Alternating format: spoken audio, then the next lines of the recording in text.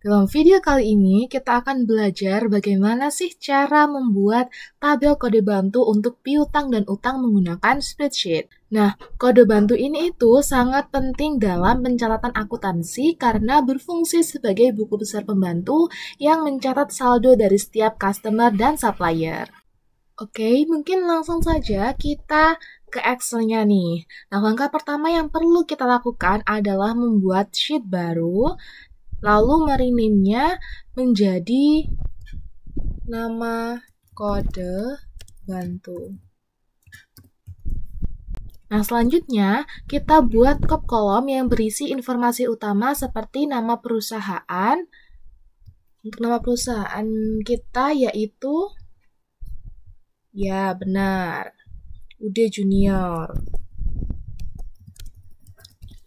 Kemudian yang kedua adalah nama kertas kerja, yaitu daftar piutang dan utang. Kemudian untuk periodenya, periode 1 Juni sampai dengan 30 Juni 2019. Kemudian kita center. Nah, sekarang kita membuat tabel utama yang terdiri dari beberapa kolom. Yang pertama adalah kode. Nah, kode ini untuk mencatat kode setiap customer dan supplier. Kemudian ada kolom keterangan untuk mencatat nama customer dan suppliernya. Kemudian ada jenis. Nah, jenis ini tuh untuk mengelompokkan apakah termasuk piutang atau utang.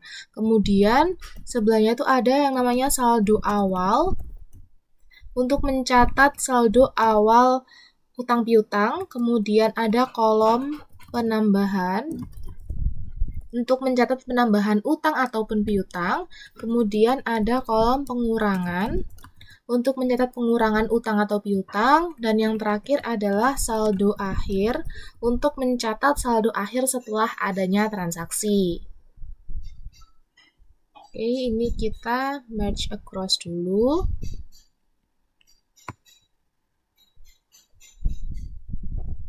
Oke, nah ini setelah selesai, jangan lupa untuk diberi judul. Judulnya yaitu kode bantu untuk customer. Nah, setelah seperti ini, teman-teman kemarin kan sudah di-spill dikit nih di bab 2 terkait kode dan juga keterangan supplier dan customer-nya kan. Pasti kalian bertanya-tanya kan, dapat kode dan nama supplier dan customer-nya itu di mana sih gitu kan. Nah, teman-teman, kita bisa melihat saldo customer dan supplier-nya di sini. Oke, mungkin kita tulis dulu saja untuk nama customer dan juga kodenya. Kita ketikkan secara manual A001, A002. Untuk A001-nya itu ada PT Shining. Kemudian ada CV Tiara.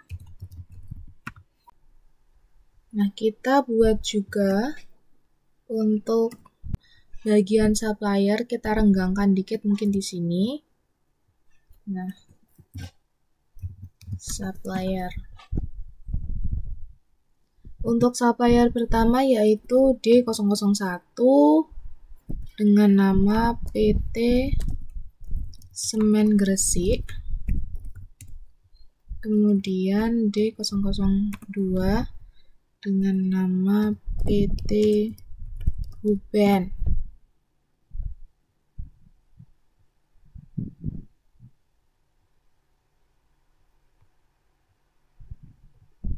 Oke, seperti ini kurang lebih.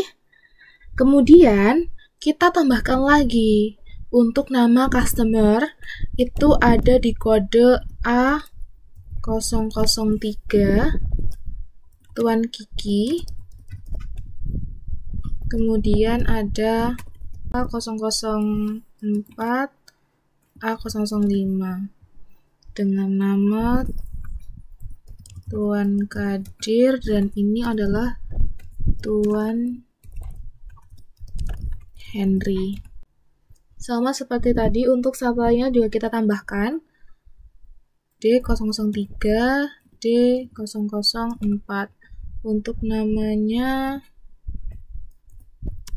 PT Raja Wali dan PT Pasir Jaya. Nah, kenapa kita tambahkan untuk yang customer-nya itu 3 customer lagi dan supplier? Ingat teman-teman, karena kita sudah melakukan transaksi pada jurnal umum. Nah, di sini ada customer baru nih, yaitu Tuan Kiki, Tuan Kadir. Kemudian untuk suppliernya juga ada PT Raja Wali, ya kan? Kemudian ini customer juga Tuan Henry, yang ini supplier PT Pasir Jaya. Nah, itu kita juga perlu untuk menuliskannya di kode bantu ini. Nah, untuk jenisnya ini kita tidak isikan secara manual, tetapi kita bisa klik data, kemudian pilih yang data validation, allow-nya ini kita pilih yang list, kemudian untuk source-nya kita ketikkan piutang, kemudian titik koma utang. Oke. Nah, jadi akan muncul seperti ini.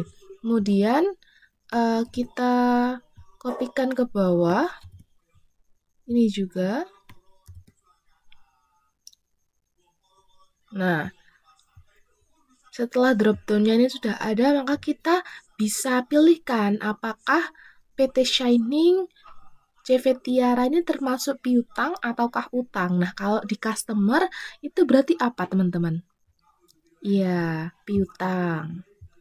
Kita isikan semuanya sampai dengan yang paling bawah. Nah, untuk yang supplier juga. Kalau supplier berarti jenisnya adalah utang. Nah, kita isikan sampai dengan yang paling bawah.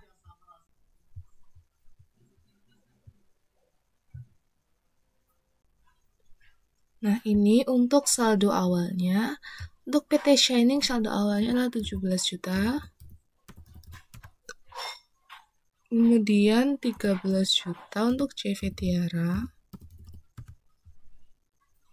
Semen Gersiknya 100 juta.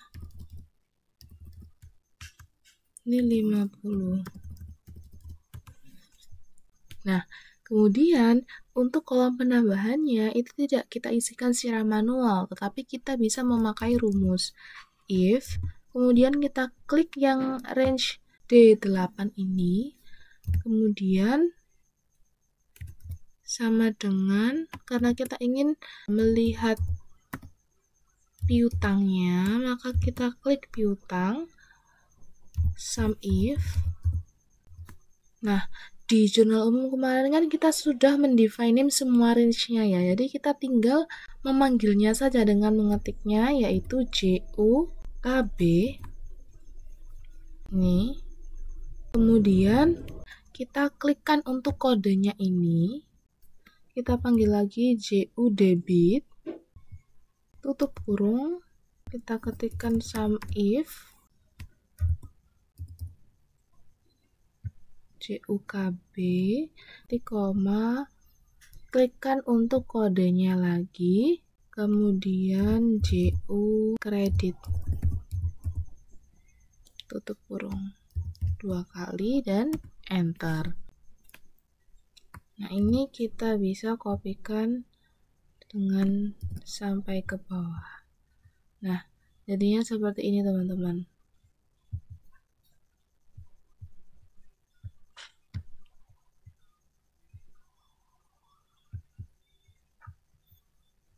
Nah, ini JUKB ini kalau teman-teman lupa, JUKB ini define name range bagian mana ya? Nah, kita bisa klikkan. Kita nanti melihat JUKB, JU debit, kemudian JU kredit ya. Kita lihat untuk yang di define name itu range bagian mana.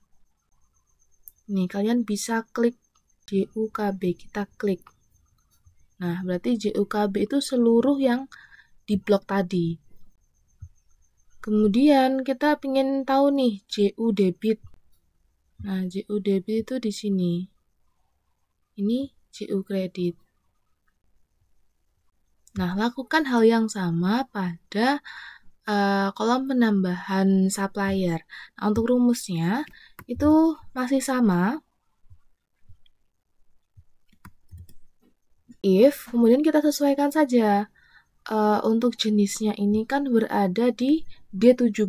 Kemudian kita ingin melihat piutangnya, sum if, kemudian JUKB. Kemudian klik lagi yang B17, kemudian JU debit ini untuk membaca kolom jurnal umum yang berada saldonya di debit, kemudian sum if lagi JUKB jurnal umum kode bantu, kemudian B17 itu tadi kodenya, JU kredit untuk membaca kolom kredit yang ada di jurnal umum, maka bisa langsung keluar untuk saldo penambahannya dan kita bisa kopikan. Nah, untuk kolom pengurangannya ini kita bisa isikan memakai rumus juga, tidak perlu manual. Untuk rumusnya itu masih sama, kita kopikan saja di sini. Kita harus cek dulu untuk jenisnya itu berada di D8. Nah, kemudian kita ingin membaca yang bagian utang.